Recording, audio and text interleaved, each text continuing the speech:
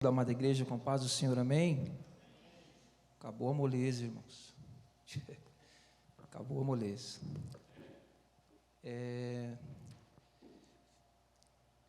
Vamos abrir as nossas Bíblias, lá no Evangelho segundo escreveu João, capítulo de número 5, nós leremos os versos de número 1 até o verso de número 9, amém?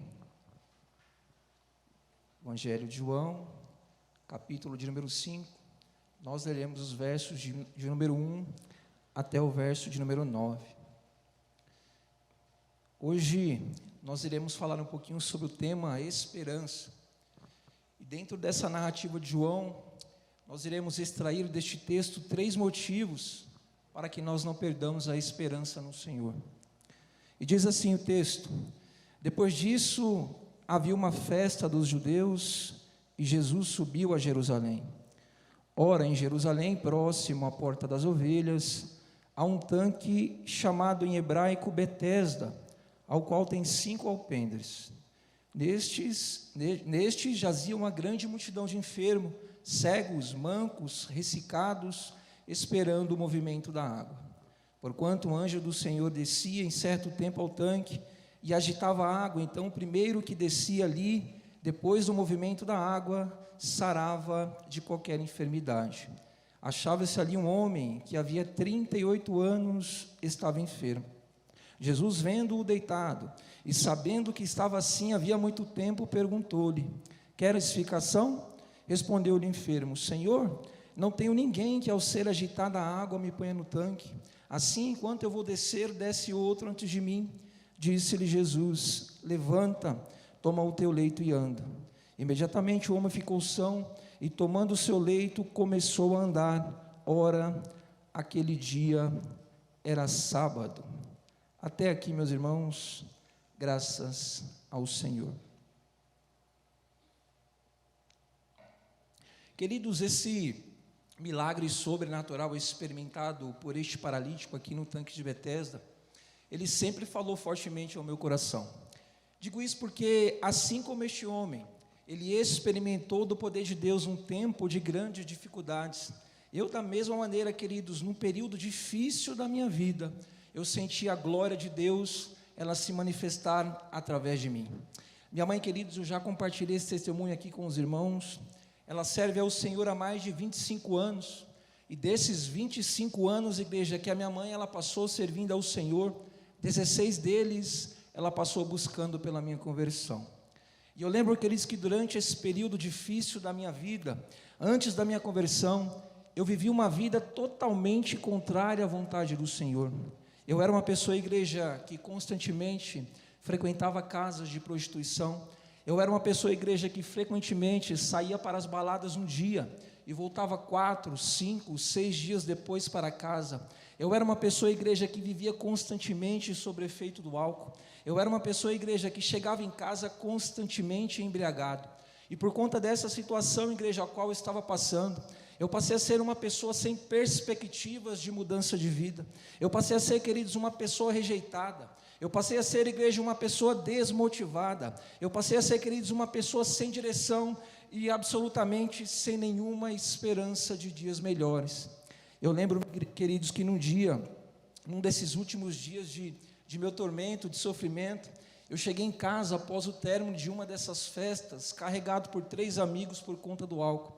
E quando eu cheguei em casa, a minha mãe ela viu aquela cena e ela ali começou a chorar, ela caiu aos prantos, chorando, desesperada, angustiada por me ver naquela situação ao qual eu encontrava.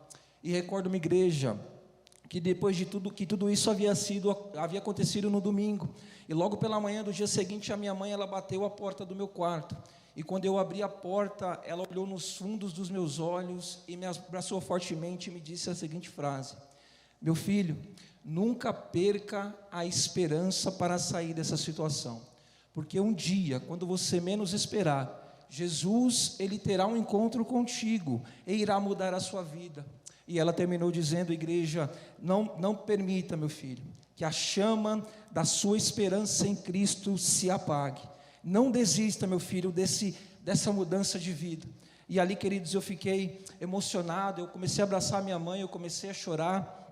E para concluir esse testemunho, igreja, da minha mãe, ela profetizou essa palavra sobre a minha vida numa segunda-feira.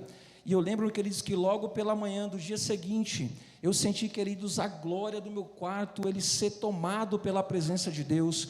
Eu lembro, queridos, que nesse dia, eu estava me sentindo cabisbaixo, me sentindo triste por essa situação que eu estava vivendo, mas quando eu senti, queridos, a presença do Senhor no meu quarto, quando eu senti, queridos, a glória de Deus no meu quarto, ali eu comecei, queridos, a chorar, ali eu comecei a clamar a Deus, e ali eu comecei a orar a Deus, a me alegrar, a dizer: Senhor, obrigado por o Senhor ter me visitado. E ali, queridos, nesse encontro que eu tive com Jesus, eu passei a ter, igreja, novamente esperança de dias melhores.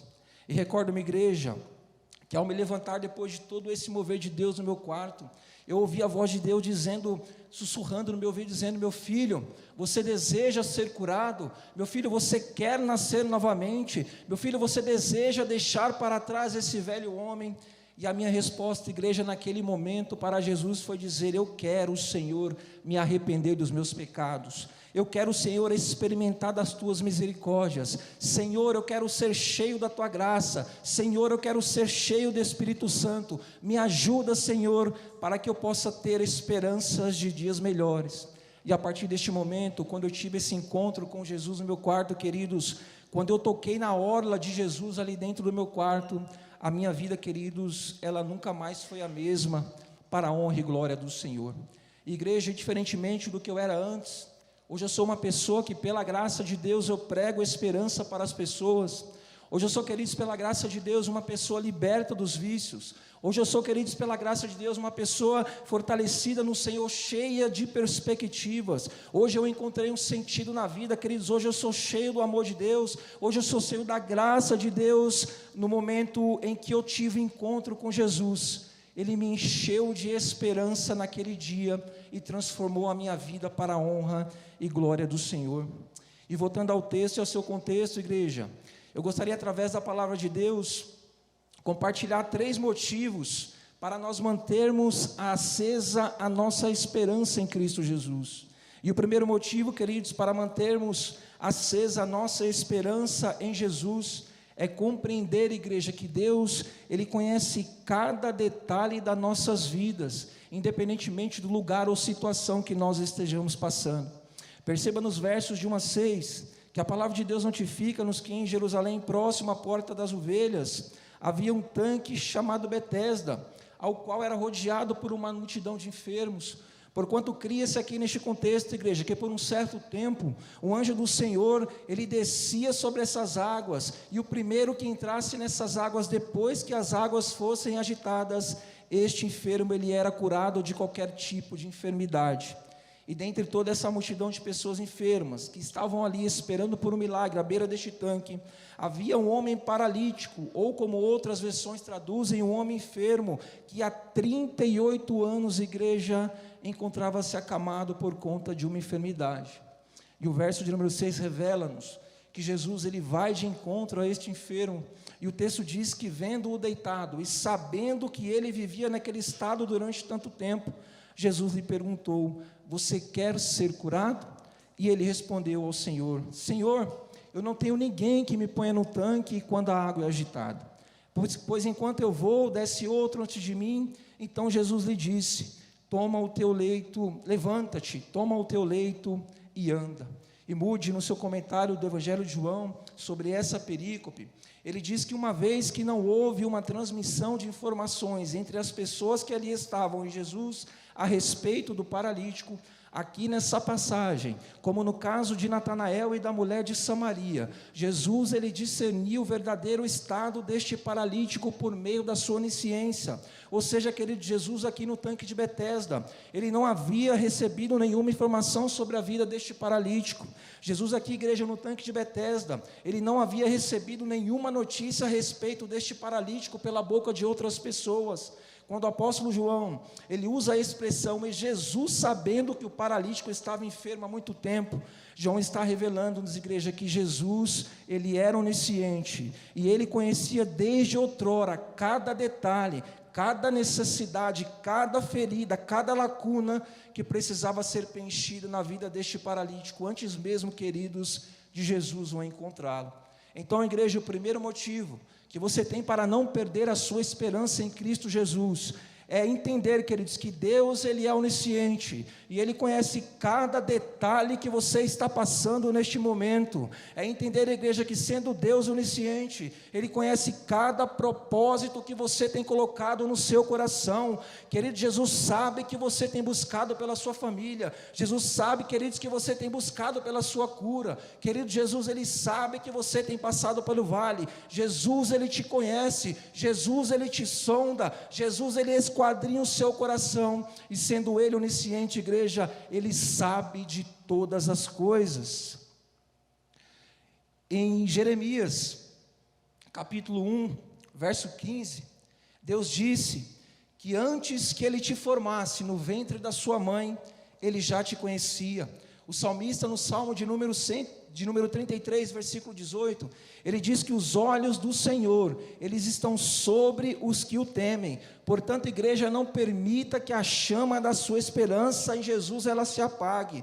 Assim como Jesus foi a esperança na minha vida, Ele será na sua vida também, igreja. Assim como Jesus foi a esperança na vida deste paralítico, Ele será na sua vida também. É nele quem nós encontraremos cura, é nele quem nós encontraremos a solução para os nossos problemas, é nele que encontraremos a solução para as nossas dificuldades, é nele que encontraremos perdão para os nossos pecados, é nele que habita a esperança, é nele que resplandece a luz da esperança. Aleluias, louvado seja Deus.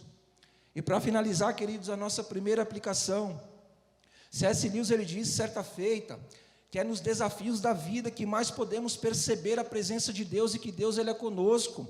Então, queridos, ainda que as tribulações, elas recaiam sobre os seus ombros, ainda, igreja, que você esteja igual a este paralítico aqui no tanque de Betesda, há 38 anos esperando o milagre de Deus, ainda, acredito que você esteja neste exato momento assim como eu estava antes, sem perspectiva de vida, de uma boa vida melhor nenhuma, ainda que você esteja desanimado porque o Senhor não tenha atendido o seu chamado por um socorro, Jesus está dizendo através da sua palavra: não perca a sua esperança em Jesus. Jesus está dizendo: eu conheço as suas necessidades. Jesus está dizendo: eu conheço as suas lutas. Jesus está dizendo: eu conheço as suas limitações. Por isso, queridos, não desanime, não desista, busque ao Senhor, deposite as suas esperanças no Senhor, que Ele virá e terá um encontro contigo. Aleluias, louvado seja Deus. E o segundo motivo que nós teremos para não perdermos a esperança em Jesus é compreender, igreja, que Ele sempre nos priorizará nos nossos momentos de dificuldade. A palavra de Deus diz no verso de número 1 que neste contexto está acontecendo uma festa dos judeus em Jerusalém, e Jesus, como aprendemos, Ele havia subido para essa cidade. Ainda sobre essa festa, querido, o texto, ele não oferece-nos uma total clareza de que tipo de festa era esta que estava acontecendo aqui em Jerusalém, mas o que chama-nos a atenção aqui nessa passagem é que Jesus, sendo um judeu, ele teria que estar presente nessa solenidade no templo ou em alguma parte da cidade, já que essas festas, elas se estendiam-se por Jerusalém. O historiador Flávio Joséfo, ele afirma que todo judeu que morasse a 150 quilômetros de distância de Jerusalém, ele tinha a obrigação legal de assistir a todas essas festas que eram realizadas em Sião. Assim, querido, Jesus, pela sua tradição, ele tinha que priorizar essa festa. Assim, querido, Jesus, pela lei de Moisés, ele teria que participar de todos esses cerimoniais que eram estabelecidos pelos judeus em Jerusalém. Mas diz a palavra de Deus que, ao invés de Jesus ele priorizar a festa dos judeus, Jesus, igreja, ele muda o seu foco, ele altera o seu destino, ele muda as suas prioridades, ele surpreendentemente vai para a parte sul do templo, onde ficava o tanque de Betesda, para socorrer esse paralítico que há 38 anos esperava por um socorro. Queridos, isso aqui é fantástico da parte de Deus. E fazendo uma pequena ilustração para nós entendermos melhor esse contexto aqui, é como se uma igreja, ela tivesse preparado uma grande festa para o Senhor Jesus, separado as melhores cortinas, separado as melhores cadeiras, separado os melhores músicos, convidado o melhor pregador para ministrar. Enfim, a igreja está preparada para receber o Senhor. Só falta Jesus, ele chegar para a festa. Mas de repente, o irmão José, ele entra na igreja e diz: olha, Jesus, ele não chegou ainda para a festividade, porque Jesus está lá a 5 quarteirões, cuidando ou concebendo milagre ao paralítico. E aí diz o texto, sabendo dessa notícia, o irmão João, o porteiro da igreja, ele sai correndo, pega o seu carro e vai até esse quarteirão para encontrar com Jesus. E chegando lá, ele encontra Jesus e diz para o Senhor: Jesus, a sua celebração já começou na igreja, a festa está pronta, o melhor louvor está sendo cantado, a sua noiva já está preparada, a sua mesa já está posta, só falta o Senhor na celebração, o Senhor está aqui ainda, curando este homem. Aí Jesus olha bem nos olhos do irmão e responde a ele dizendo: filho, a minha prioridade não é para a celebração, a minha prioridade não está voltada para cerimoniais, a minha vontade é socorrer os necessitados, a minha prioridade é perdoar os pecados, a minha prioridade é a salvação dos perdidos, a minha prioridade é curar os doentes, é levantar o caído, é enaltecer o entristecido. Aleluias, louvado seja Deus. E queridos aqui, Jesus aqui, queridos, neste contexto, ele tinha 1000 razões para priorizar a vida deste homem e seguir para a festa em Jerusalém. Jesus aqui, queridos, tomando como base a nossa ilustração, ele poderia ter diversos pretextos, ele poderia ter usado diversas justificativas e ter esquecido a vida deste homem aqui no tanque de Betesda. Mas diz a palavra de Deus que mesmo com a festividade dos judeus acontecendo em Jerusalém, aprove ao Senhor naquele momento mudar a sua prioridade e ir socorrer este paralítico que há 38 anos esperava por um milagre. O teólogo Dr. Carson, no seu comentário de João capítulo 5, ele afirma que a prioridade de Jesus ao sair da região da Galileia em direção a Jerusalém era especificamente curar este paralítico e através desse milagre revelar a sua divindade aos judeus. Queridos, a prioridade de Jesus não está voltada para grandes cerimoniais, não. Queridos, a prioridade de Jesus não está voltada para grandes solenidades, não. Queridos, a prioridade de Jesus, ela não está voltada para templos luxuosos. A prioridade de Jesus não é festa. A prioridade de Jesus não é cerimonial. A prioridade de Jesus é você. A prioridade de Jesus é lhe socorrer em tempos de dificuldades. A prioridade de Jesus é de vir ao seu encontro quando você não estiver mais em esperança.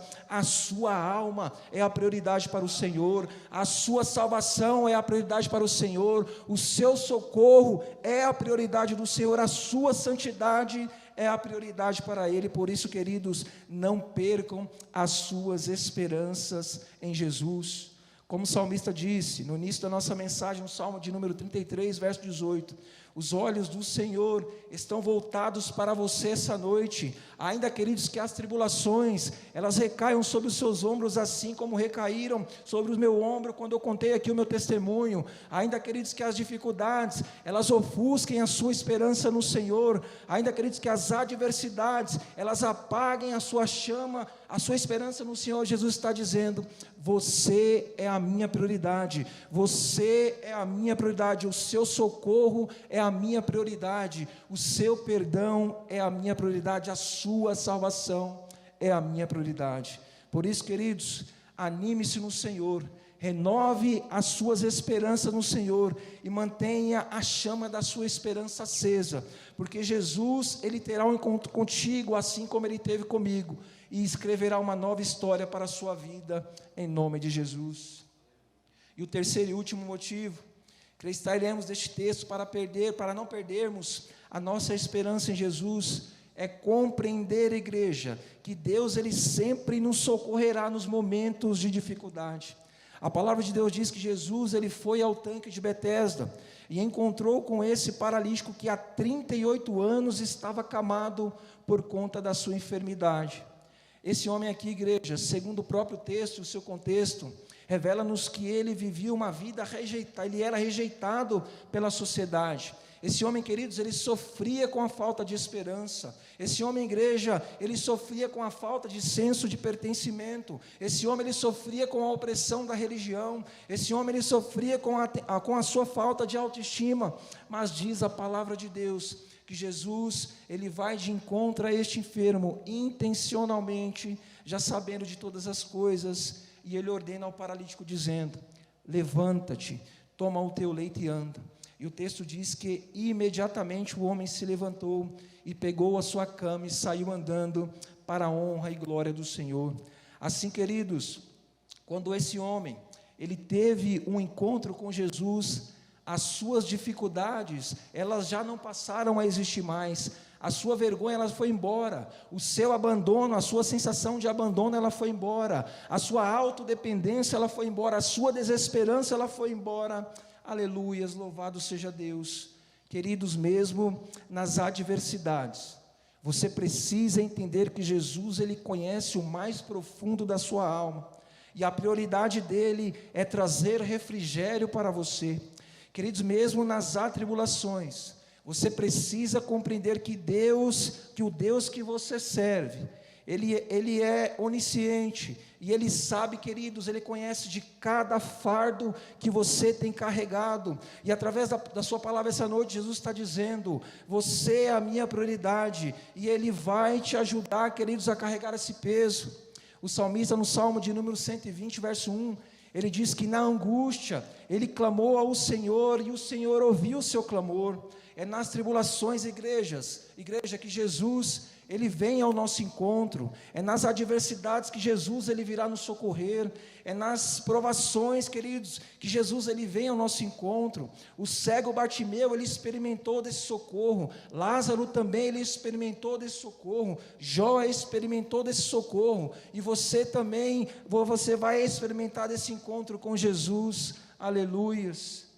C.S. Lewis, certa feita, ele disse que é nas dificuldades da vida que nós experimentamos mais palpavelmente o poder de Deus. E quando não houver mais esperança, igreja, é quando não houver mais saída, é quando não houver mais alternativa, que Deus, ele revelará o seu poder através da sua vida. Foi assim que aconteceu, queridos, com Sadraque, Mesaque e Abidnego, quando eles foram jogados na fornalha. Foi assim com Daniel, quando ele foi jogado na cova dos leões. Foi assim que aconteceu com Pedro, quando lançaram-o na prisão. Foi assim que aconteceu, queridos, comigo, quando eu estava experimentando as coisas deste mundo. O diabo achava que ele tinha semeado desesperança no povo de Deus, mas a Bíblia diz que Jesus, ele ressuscitou dos mortos. Pedro foi libertado das cadeias. Daniel, ele saiu ileso da cova dos leões. Sadraque, Mesaque e Abidnego, eles saíram ilesos da fornalha. Queridos, se você tem perdido as suas esperanças no Senhor, não desista, queridos. Se você tem passado, queridos, por crise, se você tem passado, queridos, por dificuldade, Jesus está dizendo: Ele é contigo, Ele não vai te abandonar. Assim como Ele livrou esses grandes homens de Deus aqui, Ele livrará você do perigo, Ele livrará você do inimigo. Louvado seja Deus. Portanto, queridos, não se desanime, não se desespere. Jesus está dizendo: eu conheço o seu coração, e Ele ainda está no controle de todas as coisas. Renove, queridos, as suas esperanças no Senhor. Mantenha a chama da sua esperança acesa, porque se assim você fizer, Jesus, Ele terá um encontro contigo. Aleluias. Queridos, se você tem permitido que a chama da sua esperança em Jesus, ela se apague por conta das adversidades que você tem passando, você tem 3 motivos essa noite para reacendê-la novamente. E o primeiro motivo, queridos, é que Jesus, Ele sabe o que você está passando. Jesus, Ele te conhece. Jesus, queridos, Ele te sonda e sabe de cada lágrima que você tem derramado perante o seu altar. O segundo motivo, queridos, que você tem para reacender a sua chama no Senhor em meio às adversidades, é entender, queridos, que você não está sozinho nessa dificuldade. Jesus nos ensinou pela sua palavra que você é a prioridade dele. Jesus está contigo, queridos, nessas lutas. O terceiro motivo que você tem para não permitir, para reacender a sua chama no Senhor novamente em meio às adversidades, é entender, igreja, que Jesus, Ele te conhece, é entender, igreja, que você é a prioridade para Ele, e no tempo certo, na hora certa, no momento certo, Ele virá e irá te socorrer, aleluias. Receba, queridos, essa palavra em seu coração, tome posse da promessa, entenda isso, acalma o seu coração e reacenda a sua esperança no Senhor, porque grandes coisas Ele fará no meio de nós, amém? Graças a Deus. Queridos, vamos nos colocar de pé. Eu gostaria de orar pela sua vida.